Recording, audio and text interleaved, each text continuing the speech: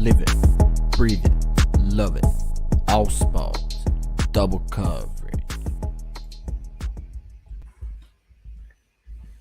What is going on, ladies and gentlemen? Hope you're still living, loving, and breathing sport. I'm Dom with the Great Man Sauce. Welcome to Double Coverage, episode 128. Saucy, what's happening? And then there was four. And then there was four. There's only four, final baby. four, Doma.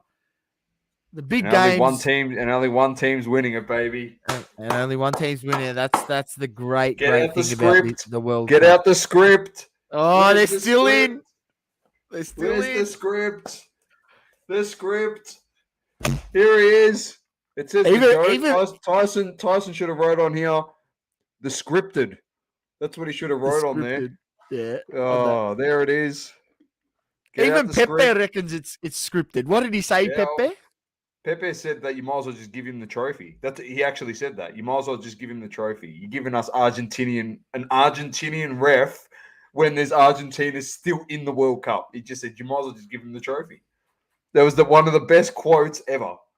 One of the best quotes ever. And then Messi's there crying like a little sook saying, oh, the ref was so shit. He was so shit, mate. When we had our live stream going in that watch party, all Sauce and I kept saying was, how favored do the Argentinians want to be against the Dutch here? They were getting every call. And then after the game, Messi comes out and says, oh, he gave us nothing. Mate, what are you talking about? Every time you got touched, you fell to the floor and he gave you a free. Oh, it's just ridiculous. Anyway, there's only 4 teams left, Sauce. That's where we'll start. Let's get straight into it. Freaking World Cup talk. And Have to. We'll start with that game. 2-0 up, Argentines against the Dutch. And it was it was done and dusted, mate. They scored late off of a Weghorst goal in the 83rd minute. And it was 2-1, and we thought, oh, there's a bit of hope. And I just keep telling everyone that was in the stream, if the Dutch are going to score, they score all their goals after the 75th minute. They got this thing, they just kick goals late. And then it got to the 101st minute. That was the 90th minute plus 11 minutes added time. And one of the greatest reactions ever by Sauce and I on the stream. They just played this little dummy free kick and they scored in the 101st minute and we lost connection. We're going off our head. It's one of the best moments, I reckon, in a World Cup. It was unbelievable. I couldn't believe it. I couldn't believe that it went down that path, Doma. But credit to the Dutch because they didn't have their best game, but they found something at the end there. The ref was definitely favoring Argentina, but in the end they couldn't get the finish off the job. Argentina qualified through on penalties, and it's hard to argue with the way the manner that they finished those penalties. They looked very cool, calm, and collected. As you always say, Doma, you don't need to, pummel it in there on the penalty. You just need to place it with technique. And we'll talk about that very shortly. We will talk about that. The Argentinians did that with great, skill, and they're into the World Cup final. And Messi still has a chance. Not World Cup final, World Cup semi-final. They could be into the World Cup final. Still has a chance. To win it all. Doma's calling it. It's Mate, I've been calling Sauce. I've been saying that they were going to win for 18 months. 18 months. It's not like I came out before the World Cup and went, oh, Argentina's going to win it. And that's my bold prediction. For 18 months, Sauce, I was saying he's home, mate. Just give him the trophy. Just give it to him. They love this guy. And I'm telling you, if they beat Croatia, I don't want to see. I'm being serious now, Sauce. I know it's a great story. I know it's a great story, but I don't want to see no Morocco beating France. All right. I want France to get in there. I want Mbappe to walk in, pummel Hakimi, his teammate, give him a bath, send him home, walk into the final, and go to Messi. You play on my team, mofo. You're on my team now. You're in my world. And give him a bath in the final and kick a hat trick. Man, I'll just be up and about. I might even take me top off on the stream, mate, if he kicks a hat trick. Mbappe and sends Messi home and he wins another one. Oh, wow. You just the hate for Argentina is just so real. Nah. But, hey, it's not hate. I not given credit to Messi yet this World Cup. He's been phenomenal. Let's be He's carried his honest. Yeah, team. he's been fantastic. It's been him. The team is average. The whole system is played through him, and he's like Modric. He's like We Modric in did that say Croatia team. that's why he went to the Farmers League, so he didn't have to do too much on the lead up to the World Cup because he's in such That's a right. He's shit rested. league. Just rested, nice, cool. He comes in fresh, and he's looked fresh this whole World Cup. I mean, he's turned the screws. He's been the man on the team. If anything is created, it's through Messi. He touches the ball, and something good happens. So yeah, no, he's been phenomenal. And look, I mean, if they do go on to win the World Cup, I mean, he'd get player of the tournament without a doubt. It's not even close. Probably. Yeah, that's fair. Yeah, that's fair. He would 100%. He would. Yeah, it'd be fantastic for people like for him. Yeah, like you see one of the greats win a trophy. Like all my bullshit aside, it'd actually be fantastic for him in his overall career. You get to see one of either him or Ronaldo walk away with a World Cup trophy. Like that would be pretty good. Yeah, to get two guys as good as they are in Messi and Ronaldo in our lifetime, and for them to literally go to war against each other for 20 years, for them to come towards the end of their career, it'd be a nice icing on the cake for Messi, who probably won't have another World Cup in him. That's just how it is. Yes, I will retire from football, and yes, I'm true to my promise. I would still be on this podcast, but also be running every football segment on the podcast by himself. I'll just sit here and shut my mouth like the Germans did, or cover my mouth like the German football side, and then get booted out because they're Le Mans. But the other game, Source, who Argentina are coming up against, was Croatia defeating Brazil in a penalty shootout in what was one of the biggest chokings that I've seen in such a long time. Now, credit to you, Source. You kept saying in this stream it was 0-0 going into extra time. And you said if Brazil are going to win it, they have to win it in the next 30 minutes. If they don't win it in the next 30 minutes, they are losing in the penalty shootout. They will not beat Croatia in the penalty shootout. They have to win it. Lo and behold, we thought your prayers were answered because you picked them to win the World Cup. In the 106th minute, so the extra time in the first half of extra time, Neymar slots in a ripper goal. Yeah, goes on a solo run. Goal. Yep. Then we get into the second half, and Sauce is like, he's G'ing up, yeah? He's actually pumped, ladies and gents. Go back and watch it. They put Fred on. They're like, all right, another CDM. They put on Danilo.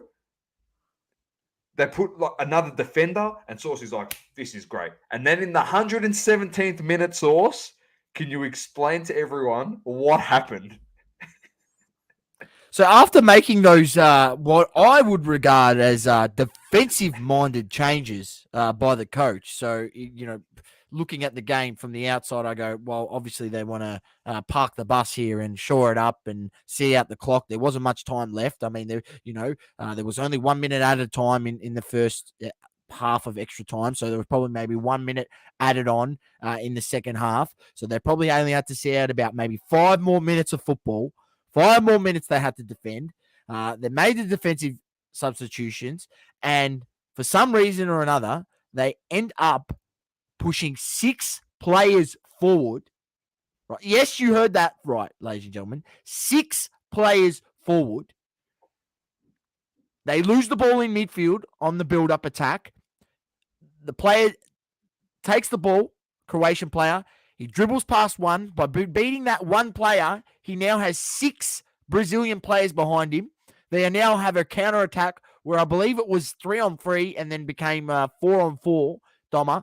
They got the ball out wide, crossed it in. Petkovic got it at the top of the box with the cutback, finishes it. It's 1-1. I don't know what the Brazilian team was thinking, Doma. That was an absolute brain fade moment. Why you would push that many players forward in that moment when you coach has clearly made defensive substitutions to shore up the defense. Those central midfield players, Fred, Casemiro, they should have never been forward of the ball. For that, Doma, this week, Lemon is Brazil. Lemon!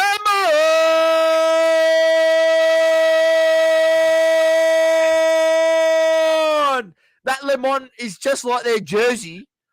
They get the Lemon. They wear the Lemons. They were wearing the Lemons, right, for pushing 6 players. 6 players forward when you needed to defend for 5 minutes. I mean, fuck, mate. Look at Morocco. They've defended for how long? Defending actually works sometimes, you know. The Italians won a World Cup off the back of defending. All right?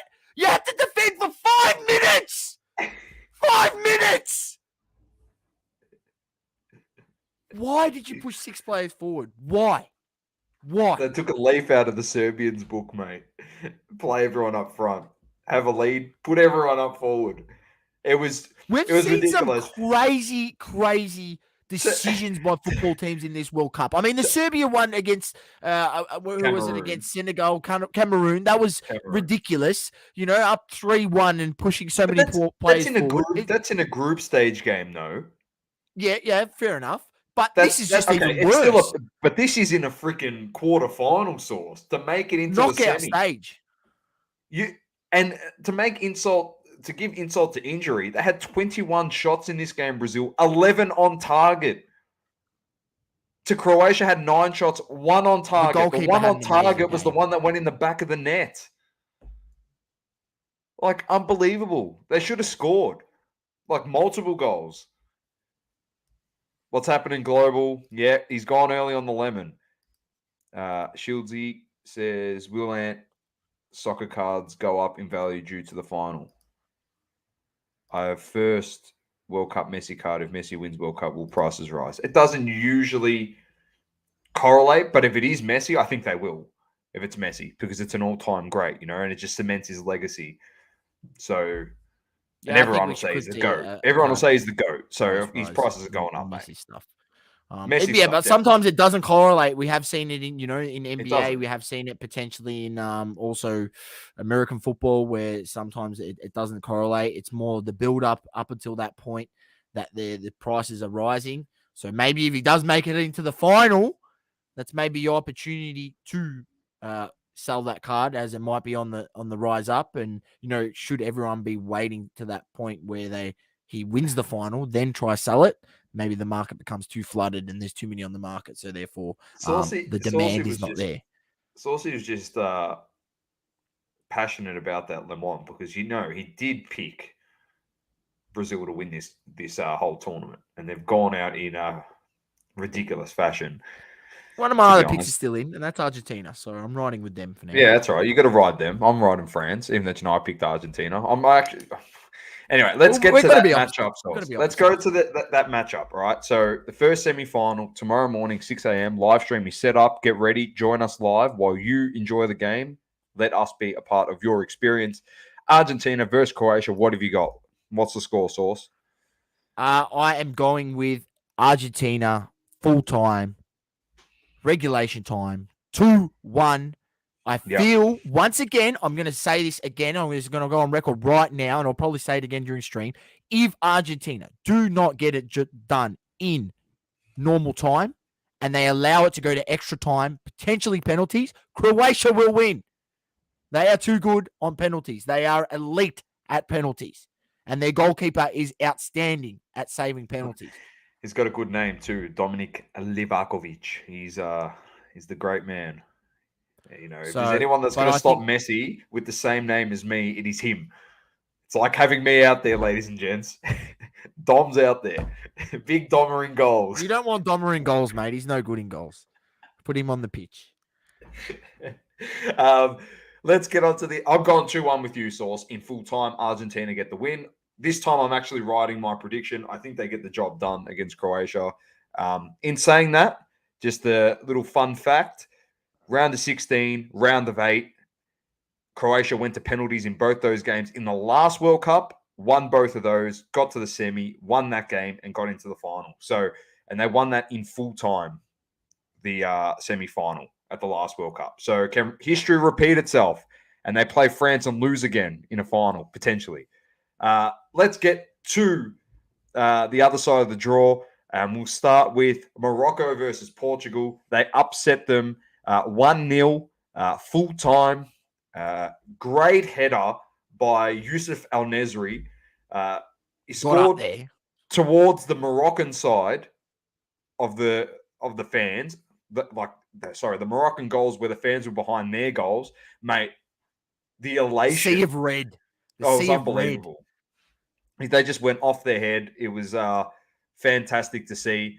This was one for the ages where 74% possession to 26% possession in favor of Portugal.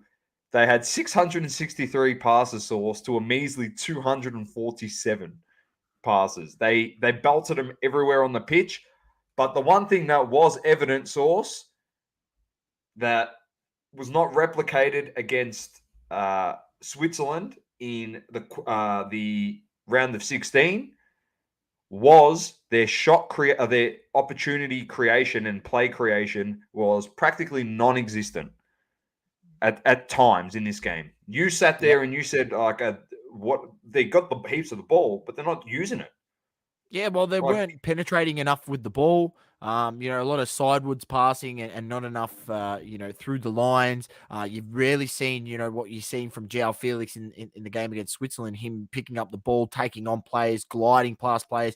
Didn't see any of that. Then later on in the game when they needed, they need a goal, a lot of the crosses coming from deep areas, it's a lot easier to defend, weren't really getting in behind, getting the ball to the byline and trying to get those dangerous crosses in. It was just, credit to Morocco. And I will say that, they've done it to Spain and they've done it to Portugal. They force you to play in a way that you don't want to play, and they know that they will have the best ability, chance to defend you in that manner, and they force you to play that way. Both Spain and Portugal obviously didn't want to play in that manner, slow play and not being able to find those little pockets of space in the heart of midfield, and on the dangerous areas just outside the box, and Morocco bamboozled them. And, well done, Morocco. They deserve to get the win. Portugal weren't good enough. Unfortunately, Ronaldo goes out in that fashion, and he probably would have been, as the Portuguese team, they probably would have been expecting to go in there and win that game. And I expected them to win, to be honest. And yeah, what can I say? It's an amazing run from a Moroccan side that, on paper looks severely outmatched at a number of times in this tournament. But, I think it just proves to everyone that this is a team sport, and, should the 11 players bind together and play a system that's going to give them an ability, whether, in this case, they're playing the old Leicester City style, Doma, when they won the title in the Premier League. They played, counter-attacking football the whole season, and it won them the Premier League title. Just don't forget that, yeah? And they defended like their life depended on it, and they hit teams on the counter. It's what Morocco have done all tournament. And I think we're going to see much of the same in the next game. Credit to them.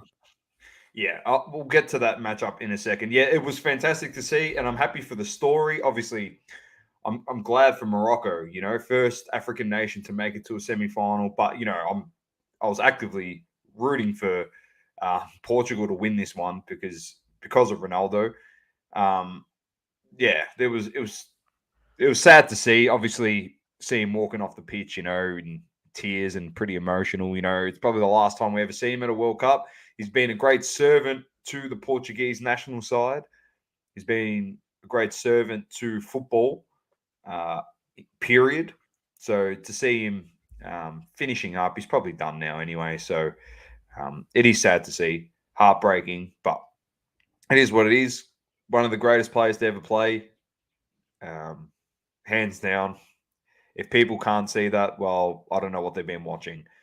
I don't think they know too much about football. They can't see him as one of the greats and the best to ever do it. So shattering to see his international career come to an end. So yeah, the other game, Source, which was a juicy one, which we thought would have gone to extra time and probably should have gone to extra time. And this one was France versus England, and Mbappe was probably a non-factor in this one, Source. I think it's safe to say Kyle Walker did a very good job on him. Let's be honest. A very, very good job. Just an overall good team effort. I mean, on defending Mbappe, there was times he picked up the ball and he had 2-3 guys around him, and forces him to give off the ball. And obviously, he can't create those dangerous opportunities with his dribbling and his pace. They didn't allow him to get him behind. I don't think he got him behind once. Really, Dom. Maybe on one occasion, but barely got him behind.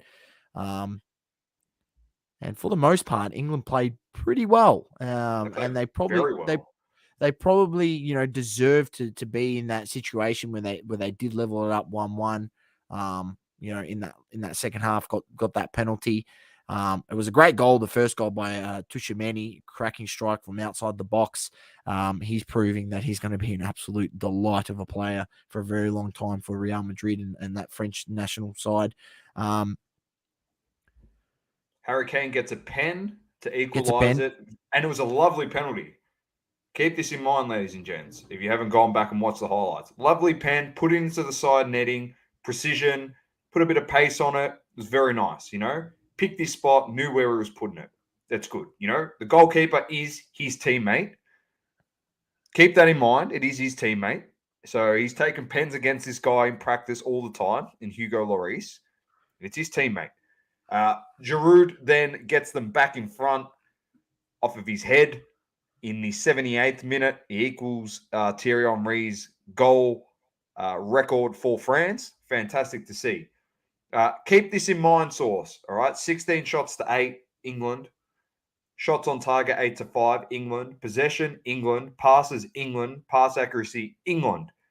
Fouls, 14-10 to France. Now, I'm going to put this out there before we get to the second pen. That foul count should have at least been 16-14 in favour of England, because Bukayo Saka got murdered on that pitch 2 mornings ago, on Sunday morning. He got murdered. It was actually murdered in cold blood, mate. And I'm watching this going, and don't get me wrong, I don't want England to win, because I don't want England to win anything. As simple as that, because I'm an Aussie. You don't want England to win a Cricket World Cup, a Rugby World Cup, a Football World Cup, any World Cup. Any trophy that England is involved against Australia is in the same. I don't want them winning anything. That's just the rivalry we have in this country. Won't hear the end of it, that's why. Yeah, that's right. Don't want them to win anything. And people, like Australians that want England to win things, you've lost the plot. But watching as a football fan and non-biased, Saka got destroyed in that game. It was ridiculous. They actually scored off one of them. Yes, the Tchouaméni goal was scored off Saka getting hacked. Upamecano hacked him deep in attack. What should have been a cross into the box, most likely for the Three Lions, ended up in a counter attack, and Tchouaméni finishing it into the bottom corner for the first goal. But they had an opportunity, Doma, late, got the penalty. Absolutely terrible by Hernandez. I think it was the foul on Mason Mount. Went back, VAR reviewed it. In my opinion, rightfully was a penalty. Every day of the week, mate. stupid challenge. Harry Kane steps up to the plate. The captain takes him for Tottenham Hotspurs on the regular. And Scored previously in the game. yeah, kicked already one penalty in the match. The pressure moment got to him. Hugo Lloris actually dived the right way, so he's tried to lift it up and get it over the body, and he's kicked it straight over the bar, a la Roberto Baggio back in the day. It's straight over into the stands, heads in hands, and it was goodbye England from that point. Missed the opportunity to send it to extra time, and France hold on, get the 2-1 victory. Called that on our World Cup quarterfinals preview. So if you don't mind, 2-1, thank you very much. France is through. They face Morocco in the next round. England once again fail at another major tournament, which was expected. Let's not beat around the bush. It's what they do. But who have you got in the next one, Doma? Now that we're France talking about that one, 3-0. France 3-0. Doma's going France 3-0. I think France get the job done in regulation time. I'm going to go. You know what? Yeah, I'm going to go France 2-0. Morocco will probably create some chances, but I'm going to go 2-0 France. What I will say is, I won't be a fool, and I probably will put a little something on Morocco, maybe to win in extra time or win on penalties.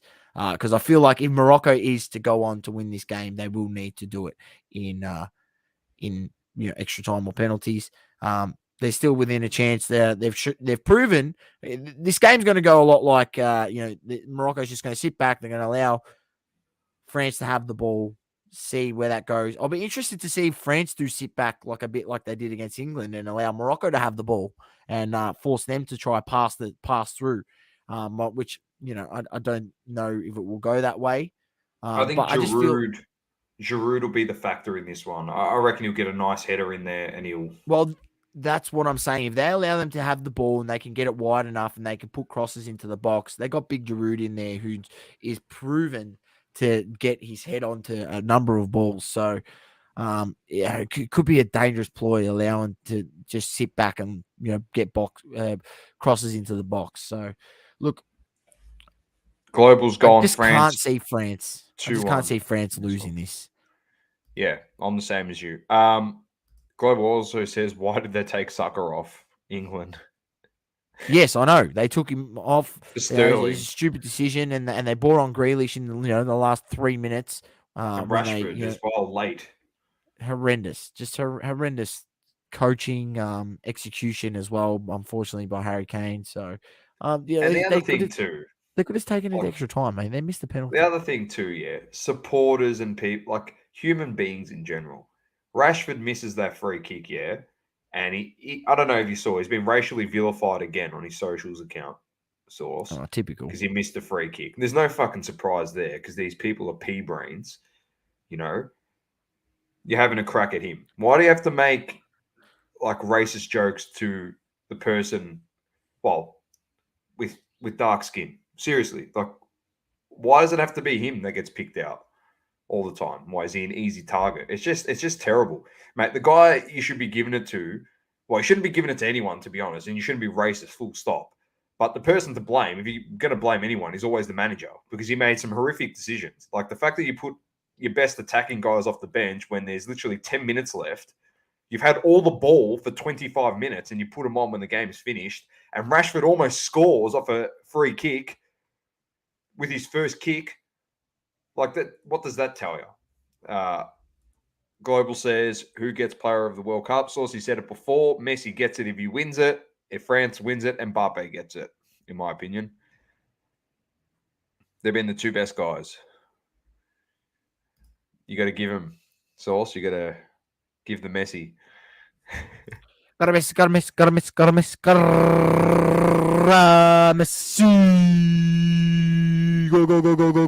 That will be me if he ends up kicking a goal in the next game. I'll be going off on stream. Don't worry about that, ladies and gentlemen. Definitely will. Well, that's it for the World Cup. Tune in tomorrow morning, 6 a.m. for the Croatia versus Argentina game. And then Thursday morning, 6 a.m., we'll be live streaming again for the France versus Morocco game. Thank you very much. Let's move on. Source, a bit of NBA. A lot's been happening. We spoke about Zion last week. He's still continuing to dominate 1 week later. No surprise there. But there was one that you wanted to touch on. Boston obviously lose in that finals matchup against Golden State. Clay and Steph both dropped 30 on them, get the job done. But then today you saw something as well. Boston on a back-to-back. I think it was their back-to-back. Copper lost to the Clippers. And you notice something in this one. Yep. So the Clippers, the last few games have had, pretty much a full team back. They've got Paul George back in, Leonard back in, Luke Kennard's back. You pretty much got a full, list of players to choose from. Kawhi Leonard, playing just under 30 minutes today. And I watched this game, and the Boston Celtics have been the number one offense to start the season. Playing outstanding basketball, and they come up against this Clippers team that I think is now about third game back with Leonard back in the lineup. That Paul George and the like haven't played too many games together, and they hold the Celtics to only 93 points, putting up 113 themselves. And I just look at this and I go, if this Clipper side can stay healthy, if come the pointy end of the season, I'm telling you, in the playoffs, you do not want to face this team. This is just pretty much the third game back where they've had the full roster, Doma, and in the three games back, they've already figured out how to hold the best offense in basketball to 93 points. Now, think if they can actually stay healthy, build more chemistry, going towards the end of the season, I'm telling you, you do not want to face this Clippers side. And I really think they could make a big push to potentially making the finals this season. Once again, all comes down to health, especially with Kawhi Leonard, Paul George. I'm not so much John Wall, even though that's a nice little piece. Gives him a bit of a boost off the bench. That's his role now, 20 minutes off the bench. But clearly Paul George, Kawhi Leonard, those guys staying 100% fit. They intrigue me, Donna. They intrigue me. And I'm thinking, if you're a team, you don't want to face them come playoff time, should they have all their guns blazing. They've got a great coach in Tyronn Lue. They got great depth. They got great role players. They play a great system. They got 2 stars in that team in PG and Kawhi Leonard. They can step up on any given night. Buckets win you titles in the finals. Kawhi's, if he can get back to his best, he's the best mid-range player in the comp at his best. It's all about getting a bucket. It's not always about hitting threes in the playoffs, as we've seen in the past. So we just have to wait and see. It's great to have Kawhi back, and it's great to see the Clippers humming, and they're doing their thing. We'll quickly just run through the standings as well. I'll just bring them up here. Bang. Let's see if I can get a zoom in here. So we got Boston on top, followed by the Bucks, Cavs, Brooklyn in 4th. Remember when they were right down the bottom? Well, there's a guy called Ben Simmons actually playing right now, and they've got their full team back. Joe Harris, Curry's playing really well there. They got Jimmy Butler's son, MJ Warren. He's back. He's playing pretty well off the bench. So they're doing great things there. Philly in 5th. I said the Knicks wouldn't even make the play-in, but because some of these teams down here are absolutely struggling, they're in 6th seed. Atlanta's come off they've lost 4 in a row. Oh, no, 1 in a row. They had lost 3 previously in a row. Indiana lost 2 straight. Toronto 2 straight. They were lucky to get the win over the Bulls the other day. They literally won it off a 0.5, half of a second left inbounds play. And they got the win. They were lucky in that one. Orlando's ready to make the play-in because they've won 3 straight. They're just like, there's no point. We're not going to get one by Nyama. We might as well just make the playoffs. Why not? The East is shit. So Charlotte and Detroit are horrible. Then over in the West, our boy Zion, he's on top. Jazz team close behind in 2nd. Denver 3rd. Phoenix 4th. they've struggled recently. Sacramento has been surprising in 5th, Portland 6th, Clippers in 7th, Dallas in 8th, Golden State 9th. Utah are no longer the first seed. They are dropping very quickly. Minnesota in 11th. The Lakers somehow in the play-in. They've been horrific. Oklahoma is playing pretty well. They've lost 3 straight, though. The Spurs won 3 straight, and Houston had a nice win over the and Bucks a win yesterday. today, I will say, by the Spurs over the Cleveland Cavaliers, which, that's fool's gold up there, Doma. They're third in standings, but it's fool's gold. I think they've only won 1 game away from home this whole season, or 2 games out of the 10 that they've played away from home. Over a 7-game series, you're not always going to have the home court advantage. In the playoffs, you're going to need to be able to win games on the road, and the Cleveland Cavaliers have severe issues in that category. And should they not be able to fix that up, or it'll be, a quick exit out of the playoffs for them this season. 100%. Let's get to the league leaders. Luka the Don up there on the points per game with 33.1. I don't know if it's completely updated from today. SGA had 42 today. Absolutely killed it. AD leading in the rebounds. Mr. Nice Guy, Nick Claxton with the field goal percentage. No one really cares about that. Assists, Tyrese Halliburton averaging 10.8. OG Anunoby leading in the steals, and Brook Lopez almost has 3 blocks a game. Good to see Davis there as well, and that's a nice stat for Nick Claxton, averaging 2.2 blocks a game for the Nets. There you go, Saucy. Global says, I like how the Cavs are playing. They've been pretty good. It's good dynamic. It's working pretty well for them at the moment. Global? Yeah, correct. They're just struggling away from home at the moment. That's it for the NBA for another week. Moving on to the NFL. I actually caught a game this week, surprisingly. And it was my mob, and we lost. So it was great. Fantastic. Herbert put on a clinic. But the games this week, Rams defeated the Raiders. If you don't know, it was Baker, touchdown, a maker. Starts for the Rams, gets a win against the Raiders after he'd just been cut from the Panthers. He just strolls into LA, gets a win there in his first start. Put up 14-3 in the last to get them over the line. Jacksonville defeat Tennessee 36-22. Baltimore defeat the Steelers 16-14. Philly smashed the Giants 48-22. Minnesota lose to Detroit 34-23. Dallas get another win over Houston 27-23. The Bengals defeat the Browns 23-10. Bills defeat the Jets 20-12. The Chiefs defeat the Broncos 34-28. The Panthers defeat the Seahawks 30-24. San Francisco slapped the Buccaneers 35-7. They had someone else starting in this game. It was Purdy. Let's go to his stats. Old Purdy. Where do I get his stats here?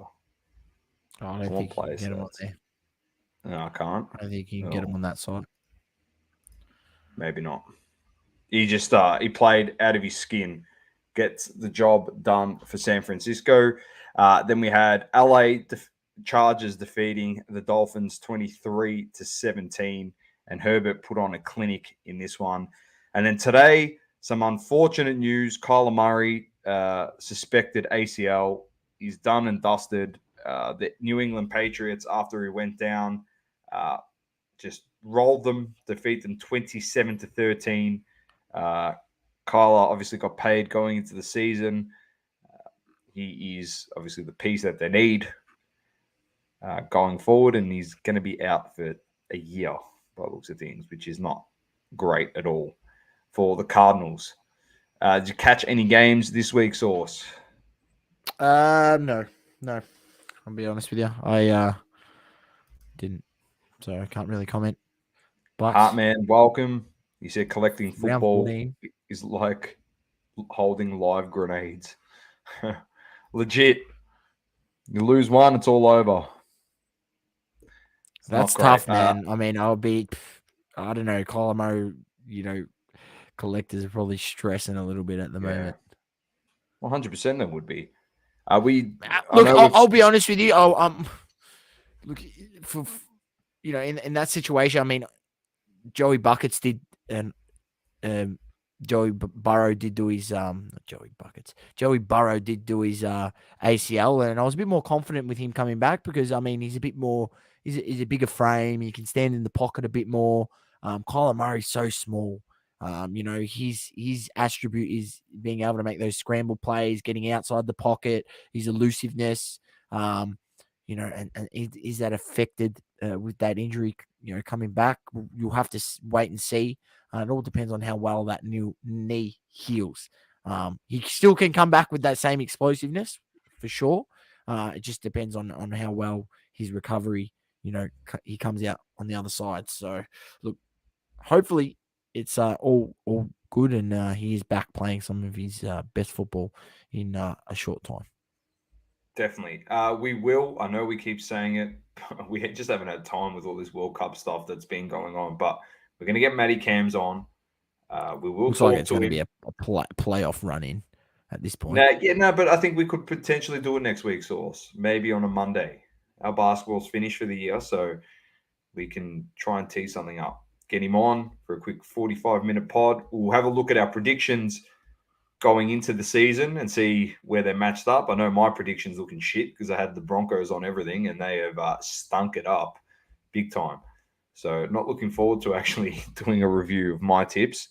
But I think you did pretty well and Matty Cams was looking pretty good as well for his. So we'll definitely get him on and have a look. Let's get to the games coming up this week. We've got Seahawks, 49ers, Vikings, Colts, Browns, Ravens, Bills, Dolphins, which will be a ripper, Panthers, Steelers, Bears, Eagles, Texans, Chiefs, Jags, Cowboys, Saints, Falcons, Jets, Lions, Broncos, Cardinals, Raiders, Patriots, Chargers, Titans, Buccaneers, Bengals, Commanders, Giants, and Packers versus Rams. So check all your local guides for those ones and tune in to some football. There is a couple weeks left before the playoffs start. Heartman says, hopefully he hasn't been gaming too much. That's in reference to Kyler Murray. All right, Sauce. Moving on, there was a massive card this week in the UFC. So I'm going to throw it to you. Let's have a look at it because there's a bit of controversy in this. There was a massive card this week in the UFC, Doma. And this UFC segment is brought to you by Roll Clean Soap, Australia's #1 in MMA, BJJ, and martial arts hygiene. Roll Clean Soap is a proud family-run Australian business.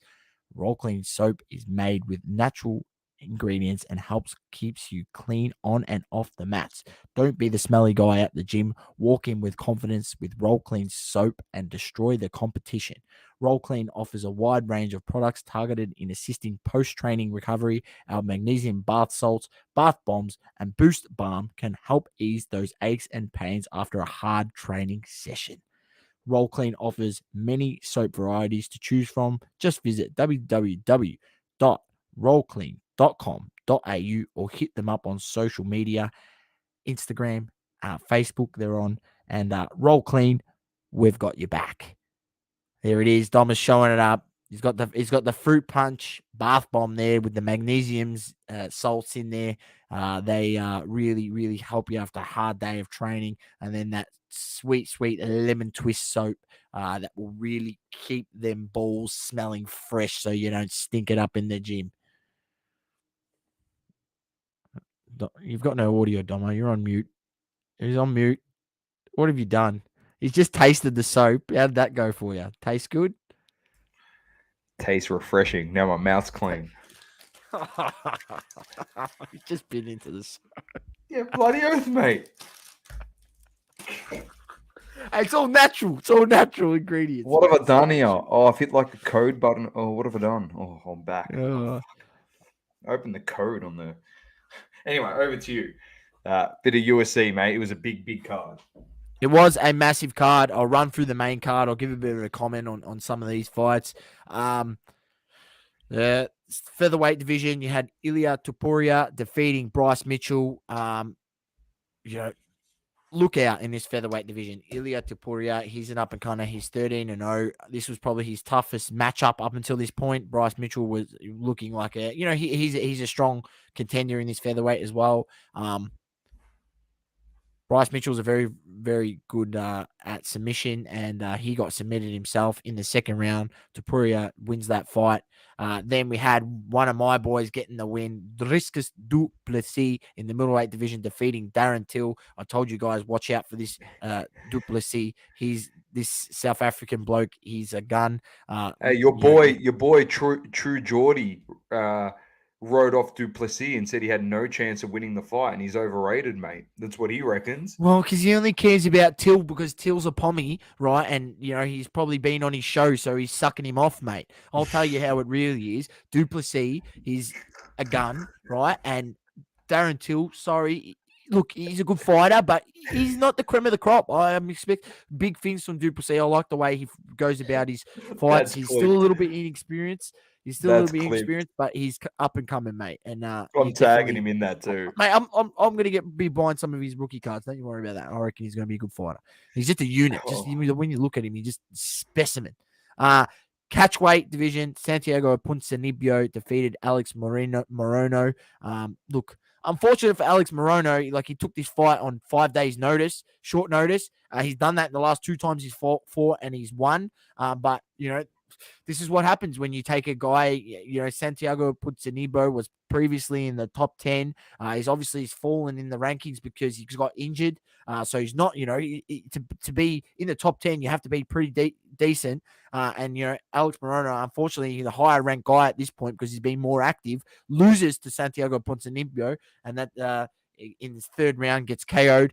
Moreno was all over him in this fight. He was actually winning the fight up until that point. But this is why I love MMA, because you never know what's going to happen. Ponzinibbio, his corner tells him, you're down 2 rounds to nothing, mate. You need to go out there in the third and you need to knock this guy out. And he went out there and executed and knocked him out, which is, I love that. I love when the corner tells him straight how it is, and they just go, all right, well, I'm going to have to knock him out. And he got the job done. So Ponzinibbio gets the win in that fight.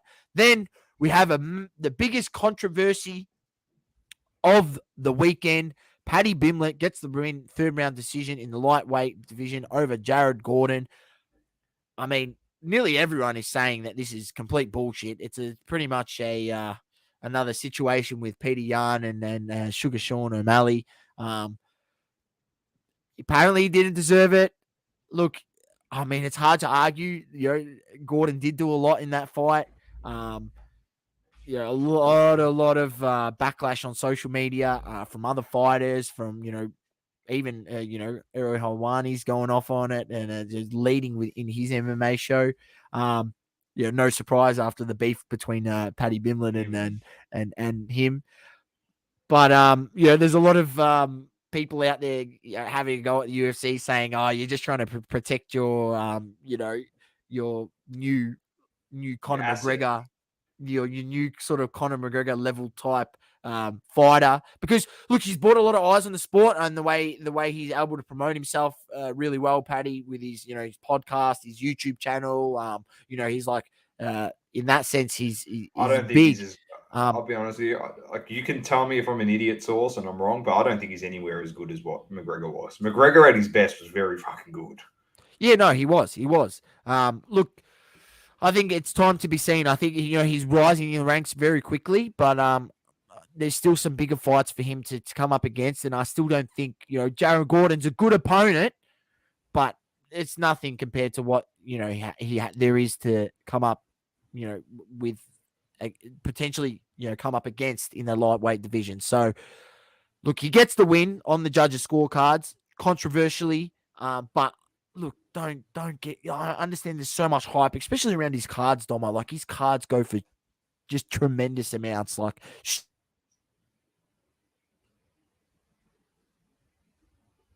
stupid, yeah, in my opinion.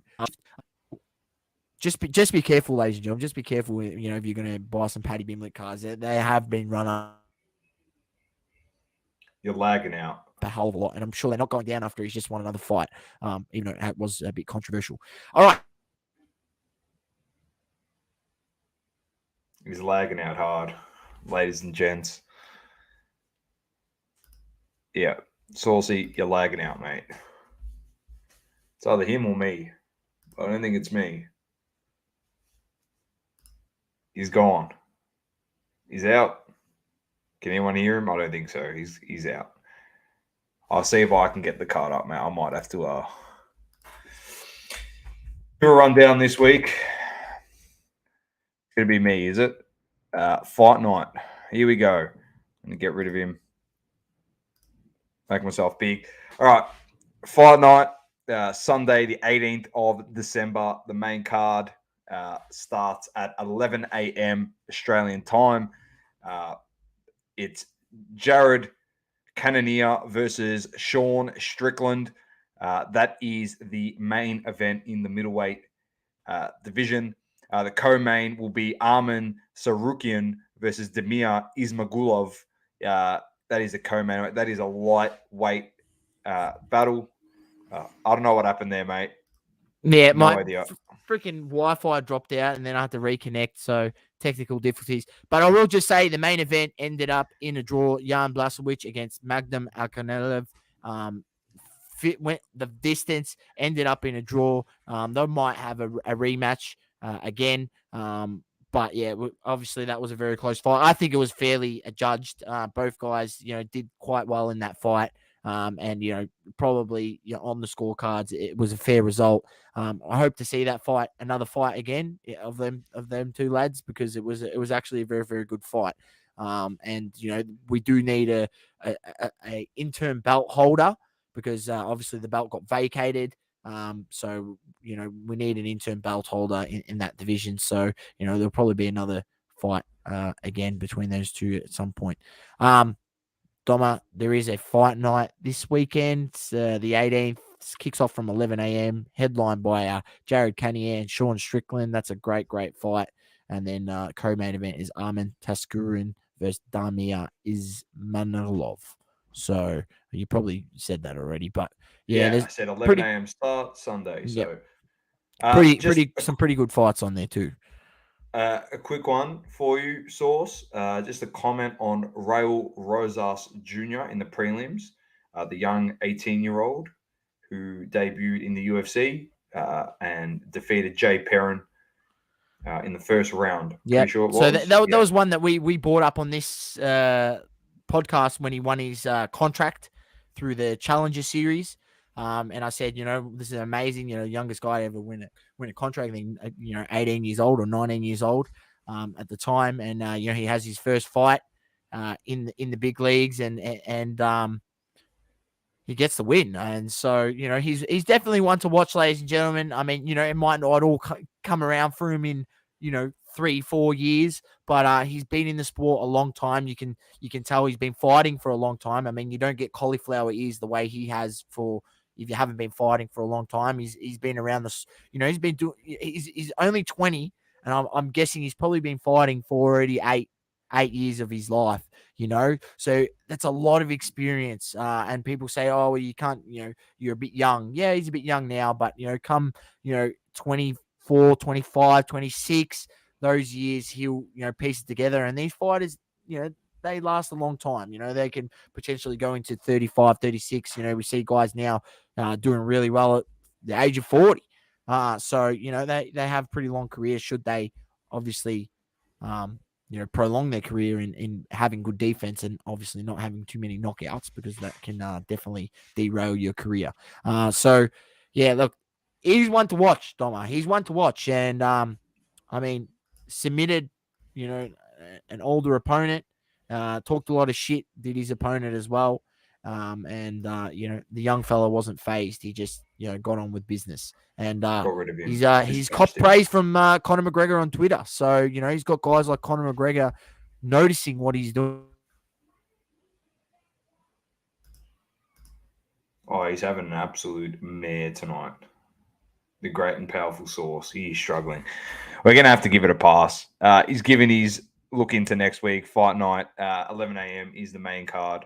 I don't know what's on with him tonight. He's cooked. But let's get into hobby talk. Brought to you by, he's back, but Platinum Standard Grading.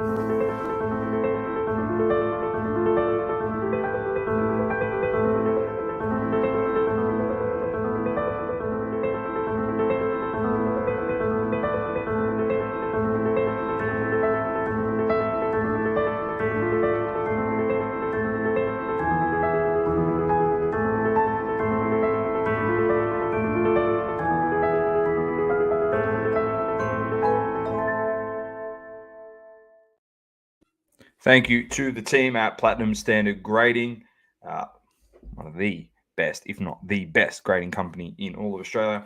Here we go. There's the Wayne Carey PSG9. Yeah, very nice work by Platinum Standard Grading. Boys, all right, Source, it's going to be pretty quick.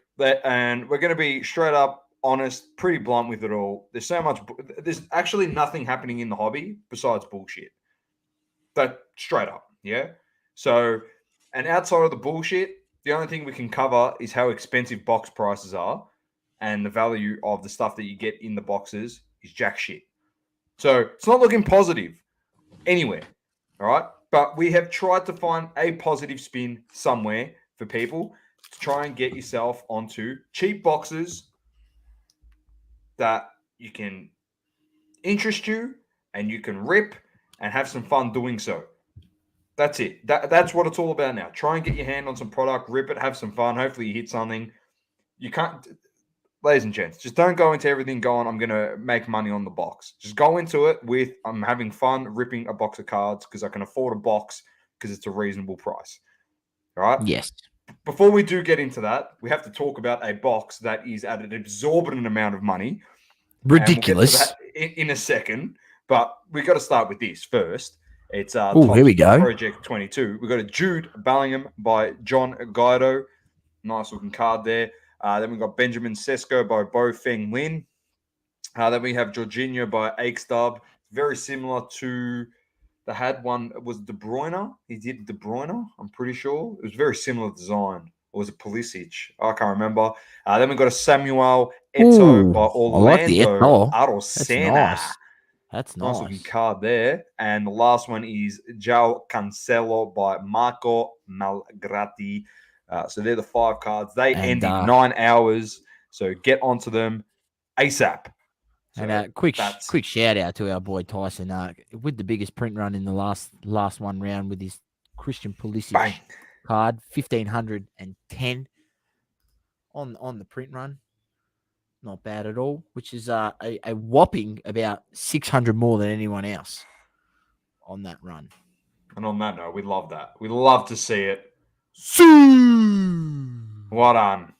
Great work, Tyson. That is fantastic. So keep looking out for these. We actually missed out on the Pulisic. So Sauce and I will have to rummage through and get one because we've got every single one of his cards so far in this set. But let's get to the elephant in the room, which is this bad boy, Panini Eminence. Did we miss it, or did we just strategically not buy it because we don't really like Pulisic? Was that? No, we missed it. No, seriously. I bought fucking Messi. I'm stirring the pot. Sauce. I bought Lionel Messi in a card. I will say that. Mate, I bought a Lionel Messi. What? I'm not going to buy the LeBron James of soccer. Come on. Remember when people saying that? He's the LeBron James soccer. Come on, man. Americans, give me a spell. Oh, bloody hell. But here's the sell sheet, Sauce, on this bad boy. It is 9 autos plus 1 additional card. It's 1 box, 1 pack with 10 cards. We previewed this a few weeks ago. This was the product that we previewed that's got a piece of the stud off the boot. It's got that nice patch of Luka Modric. I'm not sure if they've got the photos on here. They probably don't. Anyway, it comes out on 23rd of December, just before Christmas. Well, this Christmas present, Sauce, I think will set you back about 20,000 Australian dollars. I think I saw the price on the realms of the internet. So it's a pretty expensive Christmas present. Come on, man. Seriously? I'm pretty sure it was 20,000. I don't want to look like a fool, but I'm pretty sure that it was 20,000. It was 20,000. The price that I seen. You know why I'm not even going to check it. You know why? Because the Oracle sent it to us. And when the Oracle sends it to us, I'm not checking it. No, I'm pretty sure that was the price that I seen. Yeah. I'm running with it. I don't know where they get these starting prices from. I don't know. It's just crazy to me.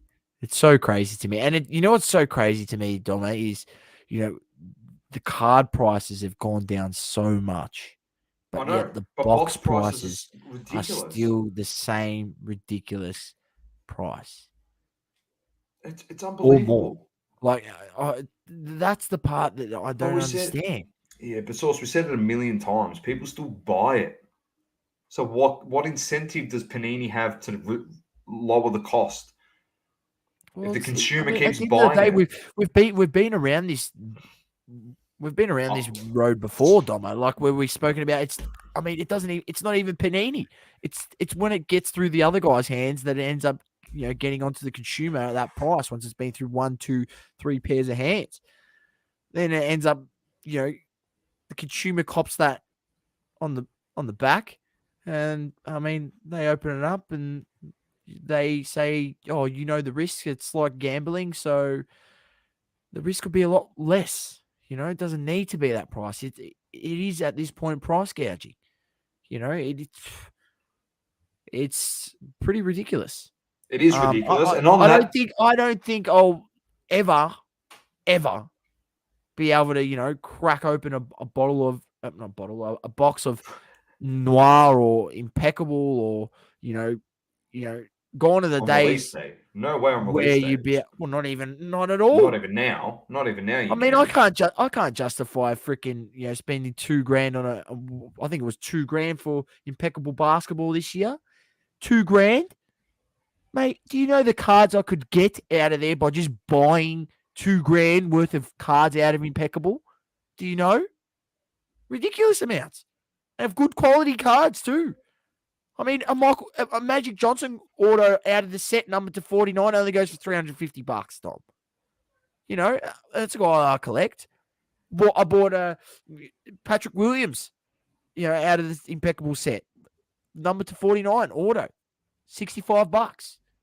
It was a top 3 draft pick. There you Like, go. So if you use your money wisely, the 2,000, you can potentially buy 15 cards of guys that you want. Well, now, on a positive note, seeing as that's ridiculously priced, Saucy has got some value for people out there, all right? Because he's had enough. So this is probably what we're going to do now every week and try and find some value for money in a box. So you can just go out there, rip it, and have some fun. So what have you got for us? You got two. I've got 2, so we'll give them a bit of a shout out. There's ones I found. So first of all is shout out to Cherry. They've got some good pricing on some UFC boxes. This is one that I like. I'm probably going to pick up 2 of these boxes and crack them open maybe on Christmas Day. I might do a bit of a Christmas Day break live on my Instagram or something like that. I like these boxes. Look, you're not guaranteed an auto. You can pull autos in this. It's H2, so it's obviously the the Asian Timor exclusive or whatever they call it. It's $100 a box. Now these boxes, where you couldn't really find them here for less than $170 a box, and even if you imported them from the US, by the time you ship my cards fees and conversion, all that, you're probably looking at $120, $130 a box. They've got them at $100 a box. You can also buy them through eBay, $100 a box, where they give you free shipping. I'm not sure. I'm guessing if you spend X amount on if you want to get the cherry points, then you buy it through their website. They also do have some other UFC, but that was just the one that I was looking at. Let me just click UFC here quickly, and you can have a look and see they do have some other UFC. They've got the blaster boxes there. They've also got the retail box, which is down to 149 of the Prism. The hobby boxes are still tremendously overpriced. That, in my opinion, should be about a $350 box, but that's another story for another day. But the H2 I feel is good value in the select H2 select UFC on Cherry's website. And then the other one is here. Shout out the Feisty Lizard. This site's completely online. They have Panini Prism Basketball fat packs for $27.95. This is much better than the price you'll find at Big W and at Kmart, which is completely ludicrous because the Feisty Lizard is a small, independently owned business. Also, you will find the Feisty Lizard at the Hobby Hangout. He usually comes down there as well and selling his product. He's a solely an online store, so maybe you can pass a bit of this cross on to the consumer. He's got the fat packs up for $28. Kmart, Big W, some for 34, and in EB Games, who are the biggest crooks in all of Australia when it comes to prices on cards, they are $40 a fat pack. So $28 a fat pack. Just expect to literally get $3 worth of cards out of this pack because I cracked one open and I got about $3 worth of cards. So just be aware, ladies and gentlemen, that the chance of value is not a lot, but at the same time, you can get autos in it. You can hit numbered cards in it. So maybe check it out. $28. I'm happy to have a punt and rip some cards and have some fun. That seems like a pretty good price to me. As I said, $6 cheaper than some of the biggest retailers in all of Australia in Kmart and Big W. How that is possible, I don't know.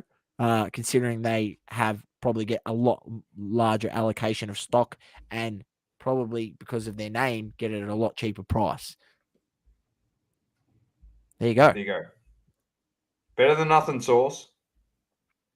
Better than nothing. We'll try and find some more throughout each week now and just try and give some products for people in the lead up to Christmas especially. I'm going to keep my eyes out. I made a couple sales in Adelaide. So I've got a bit to spend there. So I might grab a couple boxes of something that I like and just rip them, have some fun. That's what it's all about. I know I'm not going to come out ahead, but who gives a shit? So, and we've always said, Dom, it doesn't matter, and you shouldn't give a shit, but as long as you get in the box at a decent price that you're willing to go, this could end in nothing. But you know what? I'm not that upset because I've bought it at a price that I'm happy with. Right. And I feel like I'm not getting absolutely penetrated with no lubricant from behind on the box price. That's it.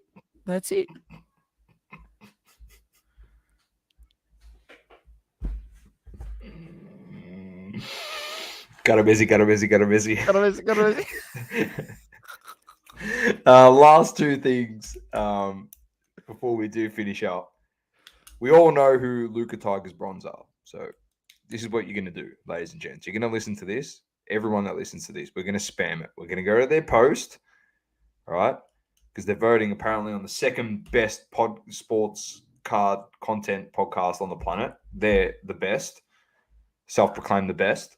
So because they've left us off this year, it doesn't really bother us, to be honest. They've got someone else on there, all right? And we've got to back our Aussies all the way. They put Dan the Card Man on there. Yep. As the best podcast for this year. Content creator, I think they've Content creator. I want you getting on there and spam it. Go in the comments and tag him. Because as many votes as he gets, that's how he wins it and wins their hobby awards. And hopefully they send him out something nice. Get some plaques made up. So just like we still got to send Andrew his Le Mans, which has taken us a year to do, which is not great by us. So apologies, Andrew. I know you're really looking forward to getting that award. The last thing, Saucy, is giveaway. So we're going to do 2 giveaways leading into Christmas. We're going to do an Instagram one and we're going to do a YouTube one. So I'll give you a bit of a teaser into what we're going to give away. We're going to give away a double coverage t-shirt along with Project 70 Tops card. So when we went to Adelaide, obviously Tyson was there and we had some discussions with him and he was kind enough to give us a couple Tops Project 70 cards. I know it doesn't matter, they're baseball. Just remember, it's a giveaway. It's free. So don't complain, ladies and gents. All right, so this one's a Mike Trout and we've got another one, but Tyson has signed the cards personally. So the artist has signed his cards. It's pretty much an artist proof. All right. On card. You don't get on cards anymore. You could have signed stickers for us, but there you go. On card Tyson Beck. Better than anything that freaking Panini will give you. I can assure you that much. So there'll be 2 giveaways. 1 Project 70 card in each, along with a double coverage t-shirt. So that'll be dropping tomorrow. hopefully, when I can get around to creating this stuff. So, Look yeah, out for look it, out for ladies that and one. gentlemen. Want to just give back to, obviously, our community in the lead up to Christmas. And yeah, that's it, Sauce. We're done and dusted, mate. Another episode down, a quick one. But yeah, definitely tune in tomorrow if you want some more of our content for this World Cup watch party.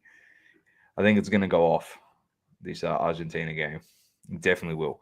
So I'm on excited. that note, Doma. yeah, so am I, Sauce. It's going to be a ripper. On that note, thank you to everyone that's tuned in and that is going to tune in, and for your constant support. Keep living, loving, and breathing sport. I'm Dom with the great man Sauce. It's double coverage, and peace. Peace. Thank you for tuning in. Please don't forget to leave a review on the Apple Podcasting app. Also, follow us on socials: Instagram, Facebook, Twitter, and TikTok. Talking all sports, double coverage.